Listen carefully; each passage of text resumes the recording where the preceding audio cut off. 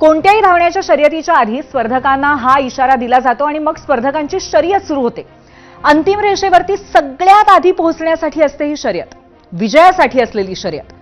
आणि असाच इशारा निवडणूक आयोगाने काल राजकीय पक्षांना आणि महापालिकेमध्ये नशीब आजमावू पाहणाऱ्या इच्छुकांना दिला आणि लगेचच आज विजय रेषेपर्यंत पोहोचण्याची एकच शर्यत लागली आहे।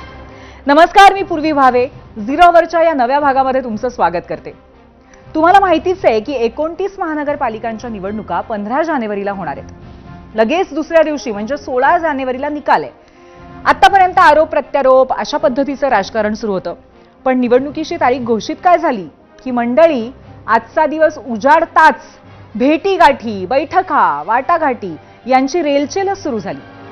बरं, यात सगळ्याच महापालिकांमध्ये आणि दोन्ही बाजूच्या सगळ्याच राजकीय पक्षांची लगीनगाई सध्या वेगात आली आहे। हे सगळं आम्ही तुम्हाला सांगणारच आहोत, पण सुरुवात करूया महाविकास आघाडीपासून आणि त्यातही सर्वात आधी ठाकरेंच्या शिवसेनेपासून। कारण निवडणुका जाहीर होताच आमदार आदित्य ठाकरे ऍक्शन मोडमध्ये आलेले आहेत। वरळीमध्ये त्यांच्या पदाधिकारी मेळावा सध्या सुरू आहे। यामध्ये गेल्या 25 वर्षांमध्ये मुंबईसाठी महापालिकेने काय केलं याचं प्रेझेंटेशन करण्यात येत आहे। 2012 आणि 2017च्या निवडणुकीमध्ये शिवसेनेनी करून दाखवलं, किंवा शिवसेनेची करून दाखवलं ही घोषणा प्रचंड गाजलेली होती आणि त्याच धर्तीवरती यावेळी करून दाखवलं हे अभिमानाने सांगूया ही शिवसेनेच्या प्रचाराची थीम असेल। याच कामांची माहिती प्रेझेंटेशनच्या माध्यमातून आदित्य ठाकरे पक्षाचे नेते आणि कार्यकर्त्यांसमोर करतायत। त्यामुळे मुंबईची यावेळची निवडणूक आदित्य ठाकरेंच्या नेतृत्वात लढवली जाईल अशी चिन्ह आहेत।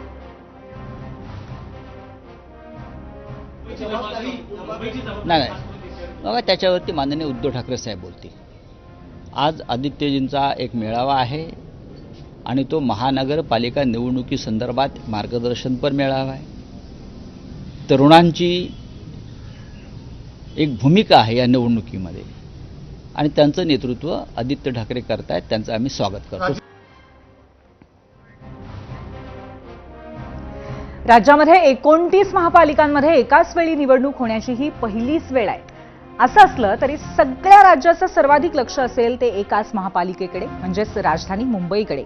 कारण मुंबई महापालिकेच्या निकालावरती पुढचं राज्याचं राजकारण कोणत्या दिशेने जाणार हे निश्चित होणार आहे। याचं कारण 74,000 कोटींपेक्षा जास्त असलेलं बजेट हे नाहीये, तसंच शहरात मोठ्या प्रमाणात सुरू असलेली विकास कामं ताब्यात ठेवणं हे सुद्धा नाहीये।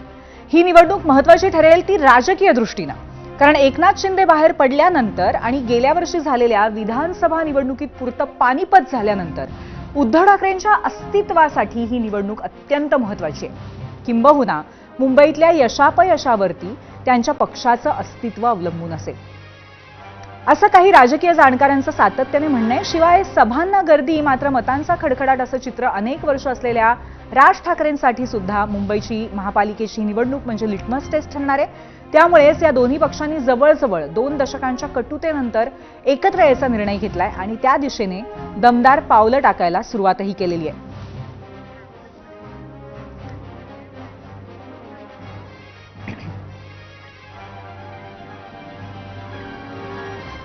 आता हिंदी सक्तीच्या विरोधाचं निमित्त झालं होतं आणि उद्धव आणि राज ठाकरे एकत्र आले पहिल्यांदा, पण निवडणुकीच्या रिंगणात उतरण्यासाठी मात्र पक्ष आता खऱ्या अर्थाने एकत्र यायला लागलेत। काल महापालिका निवडणुकांची घोषणा होताच युतीसाठी दोघांनी दमदार पावलं टाकायला सुरुवात केली आहे। आज संजय राऊत आणि अनिल परब यांनी शिवतीर्थावरती जाऊन राज ठाकरेंची भेट घेतली। नंतर दोघांनी बाळा नांदगावकर आणि मनसेच्या नेत्यांशी चर्चा केली आहे। जागा वाटपावरती अंतिम चर्चा झाल्याचंही कळतंय। आता हे जागा वाटप नेमकं कसं होतंय आणि ठाकरे बंधूंकडनं युतीची अधिकृत घोषणा कधी होतीये यासाठी दोन्ही पक्षाचे कार्यकर्ते उत्सुक आहेत।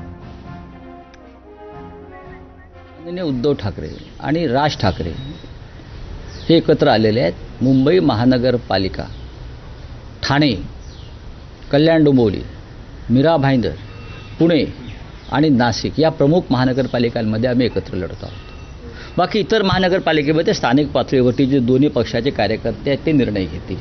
ही गोष्ट खरी आहे की आज आमची बैठक झाली आणि त्या बैठकीमध्ये काही गोष्टी ठरलेल्या आहेत, त्याप्रमाणे पुन्हा आम्ही आता बसणार आहोत आणि मला वाटतं की तुम्हाला बातमी लवकरात लवकर आम्ही देऊ शकतो। काय अडचण आम्हाला वाटत नाही।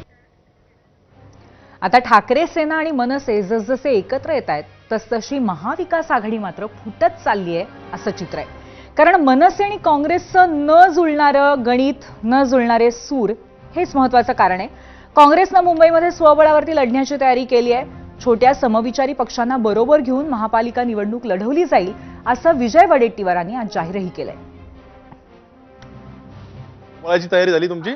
नक्कीच झाली आहे. मुंबईमध्ये तर आमचे लोक करत आहेत सगळी तयारी. आम्ही लढू मुंबईमध्ये. आम्ही समविचारी पक्षांना एकत्र घेऊन लढतो. मग त्यामध्ये अनेक पक्ष आहेत स्थानिक लेवलचे. असे 4-5 पक्षाची मोड बांधून लढायचा आमचा निर्णय झालेला आहे.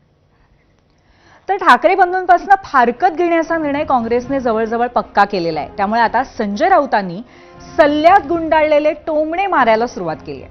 काँग्रेसनं वेगळी चूल मांडली तर त्यामुळे भाजपलाच मदत होईल असं त्यांचं म्हणणं आहे.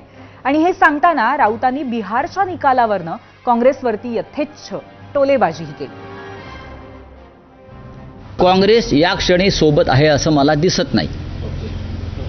मला मागे म्हणालो की बिहारच्या निकालानंतर त्यांच्यामध्ये आत्मविश्वास वाढलेला आहे. हे मागे म्हणालो मी. खरं म्हणजे त्याने आमच्याबरोबर मुंबईच्या या लढाईत असायला पाहिजे होतं. ही आमची भूमिका आहे. आम्ही त्यांच्या वरिष्ठांशी बोललो, पण त्यांनी ती बाब स्थानिक पातळीवर सोडलेली आहे. नेहमीप्रमाणे ही बाब त्यांनी स्थानिक पातळीवर सोडलेली आहे. आणि स्थानिक पातळीवरील नेत्यांना आमचं आव्हान कायम असेल की तुम्ही वेगळी चूल मांडून भारतीय जनता पक्षाला मदत होईल अशा प्रकारच्या भूमिका कोणी ह्या मुंबईच्या लढाईमध्ये घेऊ नये. लोक हे विसरणार नाहीत. भविष्यात लोकसभा विधानसभेच्या निवडणुका येणार आहेत, हे लक्षात घ्या. एवढंच मी त्यांना सांगितलं. जुलै महिन्यामध्ये महाविकास आघाडीची आवश्यकता नाही असं म्हणताना आतापर्यंतचा जो प्रवास आहे तो त्यांचा आणि आताची जी काही त्यांची विधानं येत आहेत त्याच्या अनुरूप त्यांचा विश्वास वाढलेला अति वाढलेला आहे असं ठरतं दिसतंय. असं की ही याची जर जाणीव 4-5 महिन्यापूर्वी जर संजय राऊत साहेबांना झाली असती तर अधिक चांगलं झालं असतं. कारण त्यांनीच म्हटलं महाविकास आघाडीची आवश्यकता नाही आणि त्यामुळे 4 महिने या संदर्भामध्ये कुठल्याही तऱ्हेची चर्चा झाली नाही. आजतागायत त्यांनी चर्चेचं पाऊल, हे नुसतं आपण माध्यमांमध्ये बोलतोय पण अजून आजतागायत त्यांनी चर्चेसाठी कुठलंही पावलं उचलले तसं काही दिसत नाही. संजय राऊतांचं म्हणणं तुम्हाला बरोबर वाटतंय का? तुम्हाला काय वाटतंय आम्हाला जाणून घ्यायचंय. तेव्हा व्यक्त व्हा आमच्या प्रश्नावरती. पोल सेंटरला आजचा आमचा पहिला प्रश्न आपण पाहूयात. आजचा आमचा प्रश्न आहे, काँग्रेस स्वबळावरती लढली तर भाजपला मदत होईल. संजय राऊत यांचा हा आरोप योग्य आहे का? होय आणि नाही असे 2 पर्याय आहेत. अजूनही तुम्ही तुमचं मत नोंदवू शकता.